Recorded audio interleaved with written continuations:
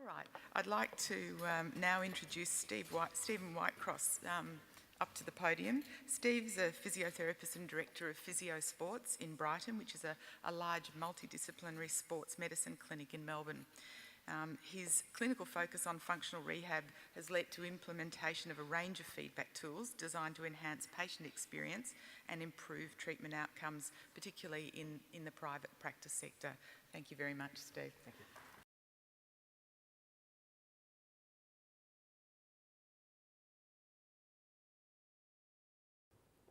So today I'm here to talk to you about technology in private practice and pretty much the things that I'm using and I'm finding useful as a feedback tool in particular. Things I want to get out of the way first are that I'm a clinician, I'm not an IT expert, so while I use these applications and devices, I have little understanding of the technical side, so please don't ask me questions afterwards about that. I'm an Apple addict, I can admit that. I've got the latest iPhone, I've got all the iPods, got a MacBook at home, I'm pathetic consumerism, I'm aware. But, for the purpose of this talk, I've gone out and I've used the Google Android platform and the Microsoft products as well. And I can say that they're just as functional and in some cases probably superior to the Apple product. I just don't think they're quite as sexy. But today's talk isn't about debating whether Mac is better than Android. I'm here to show you sort of the functions and the capabilities of these devices within your practice and how you might implement them into your treatments. As Paul told us, the e-media revolution is well underway. You only have to look around these days to notice how the world has changed.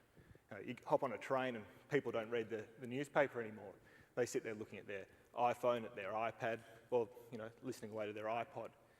There's very little interaction with the people around them. In my practice alone, Friday afternoons used to be the time that we'd sit and chat, discuss, catch up on the week gone by, plan for the weekend. These days people sit there, either updating their Facebook status, looking for the latest videos on YouTube, or the current phase is playing Words with Friends, which is the iPhone version of Scrabble for those who don't know, which is highly addictive. What I've come to accept is that I can't fight this. The world has changed and I have to move with the times.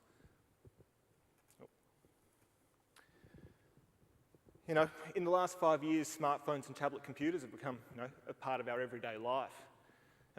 If we look at sort of media and how it's changed, print media is becoming obsolete. In the US, you look at the statistics and 85% of children own a mobile phone, but only 74% own a book. In Australia, we have over 24 million mobile phone contracts. That far exceeds our actual population. And with a market penetration of approximately 60%, there are about 14 million smartphones in the market.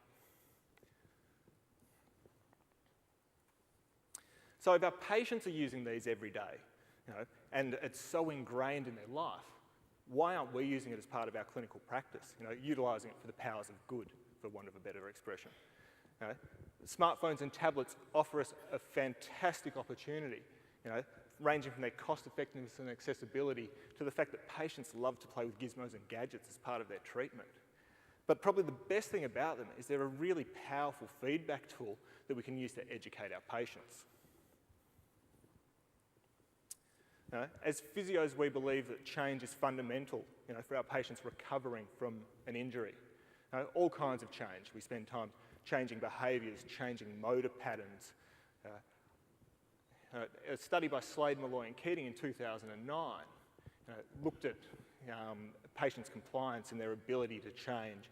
And they found that patient confidence was probably the key to their compliance, and that confidence was largely decreased without a sense of skills mastery.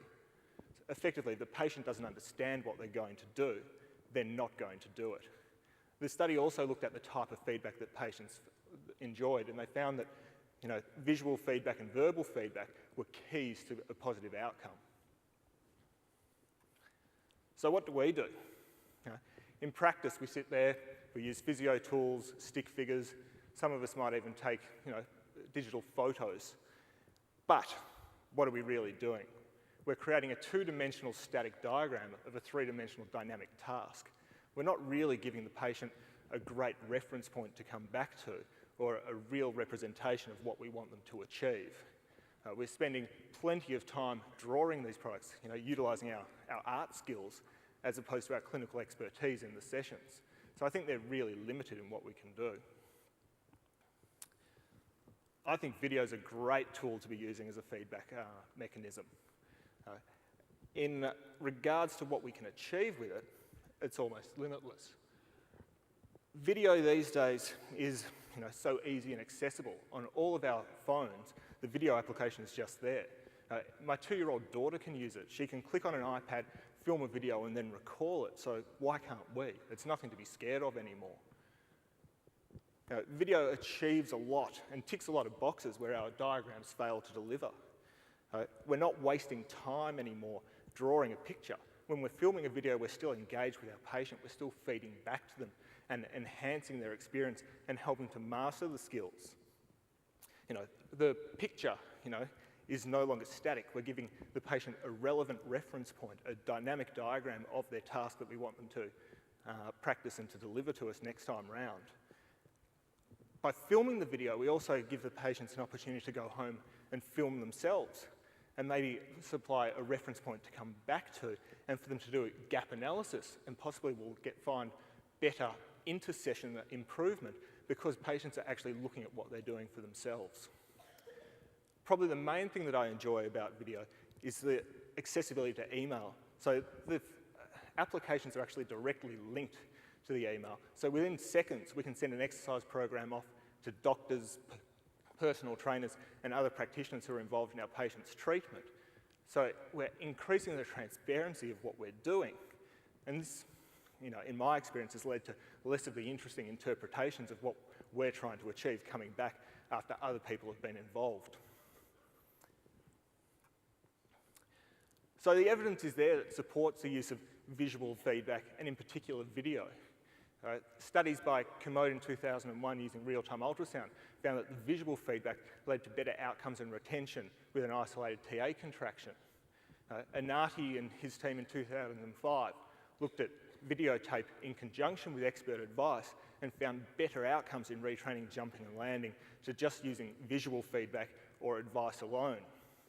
And then this year, Noren and his team looked at real-time gait retraining using visual feedback, finding results that supported a reduction in pain and increased improvements in a patellofemoral pain cohort.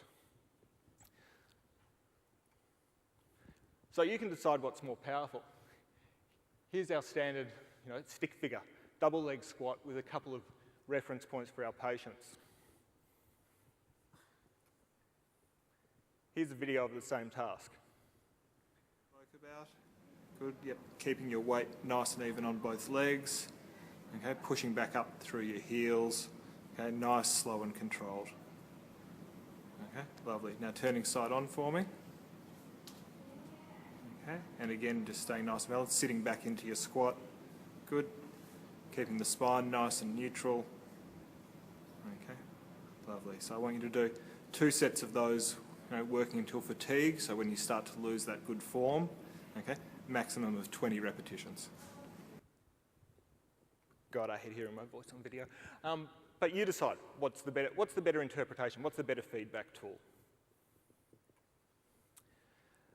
These devices, so the smartphones and tablets, they're not just a simple video camera. They've got plenty of other applications that we could use them for.